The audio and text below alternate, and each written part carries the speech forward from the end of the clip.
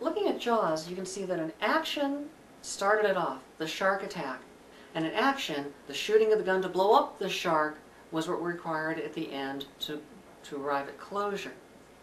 That's an action story in action. Now, in that story, although actions are taken, how much of the story is about trying to decide what to do about the shark, whether they should hire somebody or not, whether they should go out on the boat or not. There's a lot of time spent on deliberation for a story which is driven by action, and even though we think of it as an action picture because the moments of action are so powerfully told in the storytelling, in fact, there may even be more time spent in deliberation in Jaws than there is in action. But it's an action story because action kicked it off and action closed it off at the end. That's why it felt complete. Now, as a side note, last week we talked about the main character resolve of change or steadfast. Would you say that Chief Brody changes, or does he remain steadfast? Is his character the same at the end, or is it different?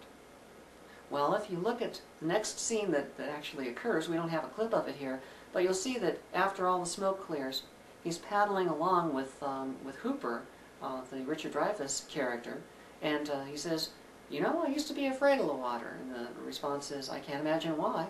You see, he's lost his fear of the water. He's changed. He's not the same as he was. At the beginning, "We know about you, Chief. You won't even get your feet wet, you know." And now he's paddling along quite merrily in the water after having faced the danger. Now here's a real key. That if he had been unable to overcome that fear before he pulled the trigger, he could not have pulled the trigger because he'd be sitting there cowering in the ship or hanging onto the mast as it was sinking, and he'd be unable to move into action. He must have changed.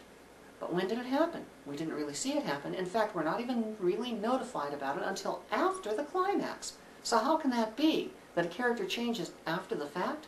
No, he had to have changed beforehand, or he would have been cowering and unable to take the action. So how did this work? Well, there's two types of change that we talked about as primary ways in which the character may change. They may consciously change, or they may be changed. One is active and one is passive. That has nothing to do with whether it's an action story or a decision story. It just has to do with whether the character consciously makes a decision to change or is simply changed by the experience. In this case, he's changed by the experience. He may not even see himself as much of a different person. In some stories, the character may not even realize at all that they have changed in any way. And yet we, the audience, need to know to tell whether they were a character who has become someone new or is stuck with their old way of doing things, and whether the author is telling us, therefore, that it's better to stick with the way you're doing things in this particular problem, or better to adopt a new way of doing things when faced with this kind of problem. So in this case, it's not a leap of faith story where he has to make some big decision and then make this leap.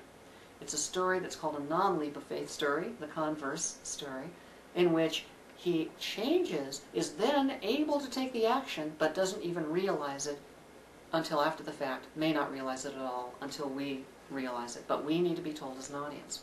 As far as action and decision goes, Jaws, though, is a perfect example. Shark attack at the beginning, blow up the shark at the end. Action, bookended by action.